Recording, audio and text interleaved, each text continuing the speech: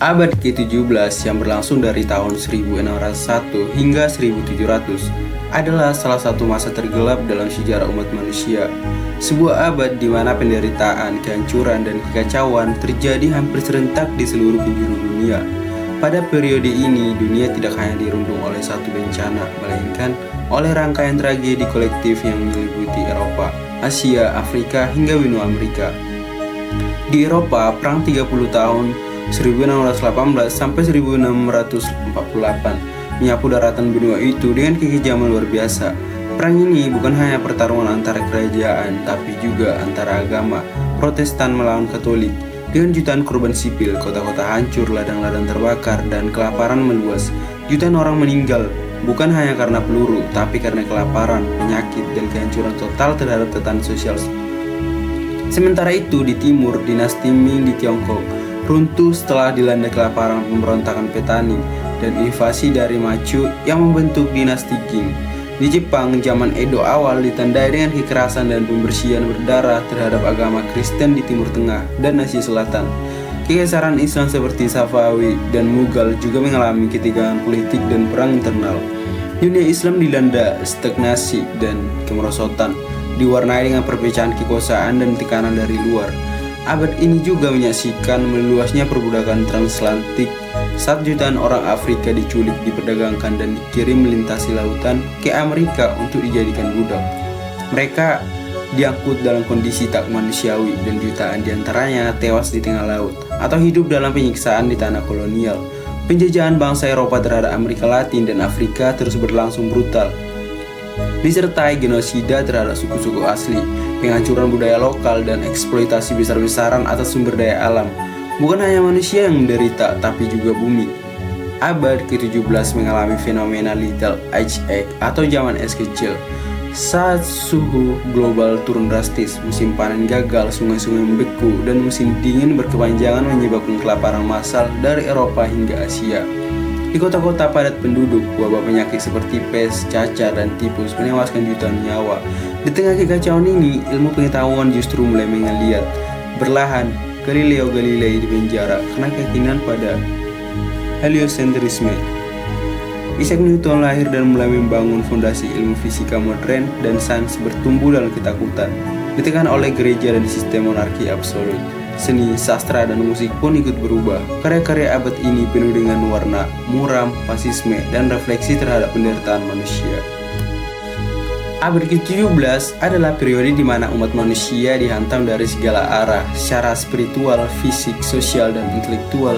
Ia adalah era yang menguji batas daya tahan peradaban. Mengerikan bukan hanya karena jumlah kematian atau kehancuran yang ditimbulkan, tapi karena ia memperlihatkan rapuhnya fondasi masyarakat global. Ketika kekuasaan absolut, fanatisme, dan kerasukan dibiarkan tak terkendali, dan yang lebih ironis, abad ini seringkali terlupakan dalam narasi besar sejarah, padahal luka-lukanya masih terasa hingga hari ini, dari batas daerah Eropa hingga pelabuhan perbudakan di Afrika Barat, dari istana runtuh di Beijing hingga ladang kering di Persia. Abad ke-17 menyimpan kisah pahit manusia yang merampas oleh sejarah. Inilah abad yang bukan hanya mengerikan, tapi juga memperlihatkan sisi tergelap dari manusia itu sendiri, sisi yang penuh ambisi, penindasan, ketakutan, dan kesia-siaan. Sebuah abad yang seharusnya dikenang bukan untuk diratapi, tetapi agar tidak terulang kembali. Jika kita menelisik lebih dalam, yang membuat abad ke-17 begitu mengerikan bukan hanya karena besarnya skala perang atau banyaknya korban jiwa, melainkan karena penderitaan yang dialami oleh rakyat kecil terjadi secara simultan di hampir semua benua. Di Eropa Tengah, wilayah yang menjadi medan utama perang 30 tahun seperti Jerman, Bohemia, dan Austria menyaksikan penduduknya menyusut drastis. Beberapa wilayah kehilangan hingga 40% populasinya hanya dalam 2 dekade. Desa-desa terbakar habis, ladang-ladang ditinggalkan, dan kelaparan memaksa manusia memakan kulit pohon, binatang mati, bahkan daging sisa manusia. Di Prancis dan Inggris, krisis ekonomi menghantam kelas bawah yang tak mampu membeli roti akibat inflasi dan gagal panen. Banyak orang miskin menggantungkan hidupnya pada gereja atau menjadi pengemis, dan sebagian lainnya terpaksa bergabung dalam milisi sebagai tentara bayaran untuk sekedar bisa bertahan hidup. Di Asia Timur, Tiongkok berada dalam jurang bencana besar. Kekeringan panjang melanda provinsi utara, pemberontakan petani meningkat tajam, dan wabah penyakit menular menyebar luas, menciptakan situasi sosial yang rapuh dan membuka jalan bagi kejatuhan dinasti Ming pada tahun 1644. Rakyat kecil menjadi korban pertempuran antara pasukan Ming, pasukan pemberontak Lil Jingcheng, dan kekuatan baru dari Manchuria yang kelak mendirikan dinasti Qing.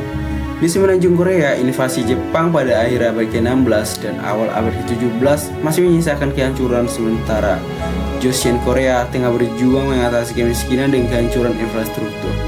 Di India, kegeseran Mughal yang tampaknya kuat dari luar justru mulai goyah dari dalam. Perebutan kekuasaan antar keluarga kerajaan, tekanan ekonomi dari perdagangan Eropa, serta konflik agama antara individu dan Muslim mulai menciptakan celah dalam kegeseran yang pada akhirnya akan melemah beberapa dekade kemudian. Timur Tengah pun tidak lebih baik. Kegeseran otonom menghadapi kerusuhan petani, kemerosotan ekonomi, dan tekanan dari Persia serta Rusia.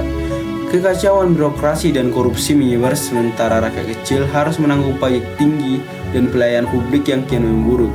Di Afrika Barat, sistem sosial masyarakatnya hancur akibat permintaan besar akan budak oleh bangsa Eropa. Perdagangan manusia menjadi industri utama. Kerajaan-kerajaan lokal terpaksa saling berperang hanya demi menangkap lebih banyak tawanan untuk dijual.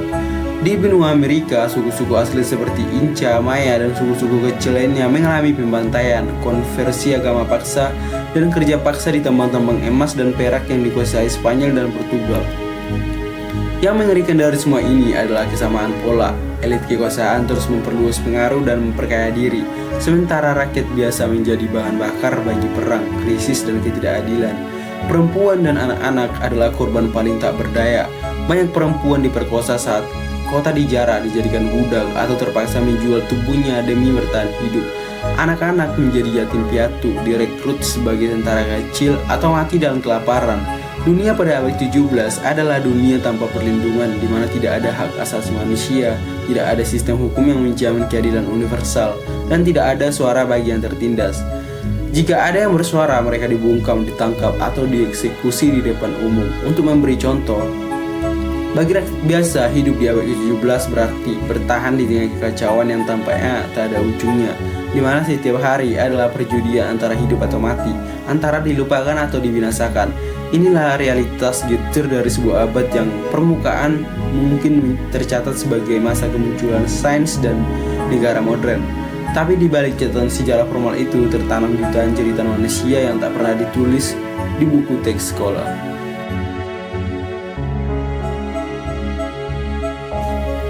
Namun, jika peperangan, kekerasan, dan penindasan belum cukup untuk menenggelamkan umat manusia ke dalam penderitaan, alam pun ikut melawan. Di abad ke-17, dunia mengalami sebuah fenomena iklim ekstrim yang kini dikenal dengan nama Little Ice Age. Masa ketika suhu global turun drastis selama berabad-abad, dan puncaknya terjadi tepat pada masa yang paling kacau itu. Tidak ada negara yang benar-benar siap menghadapi musim dingin berkepanjangan, gagal panen, dan cuaca tak menentu. Sungai-sungai besar seperti Thames di London dan Seine di Paris membeku, salju turun bahkan di wilayah subtropis, dan musim tanam menjadi mustahil untuk diprediksi. Hasil panen gagal secara beruntun di berbagai wilayah. Gandum, jagung, padi, dan bahan pangan pokok tidak lagi tumbuh seperti biasanya. Di Eropa, ini berarti roti menjadi barang langka dan mahal, dan rakyat jelata yang sudah menderita akibat perang harus menghadapi ancaman kelaparan. Banyak keluarga terpaksa membunuh ternak sendiri, memakan rumput, kulit kayu, bahkan mengubur anggota keluarga mereka yang mati karena lapar. Dengan tenang, karena itu adalah nasib yang dianggap lebih baik dibandingkan berlahan-lahan mati membusuk di pinggir jalan.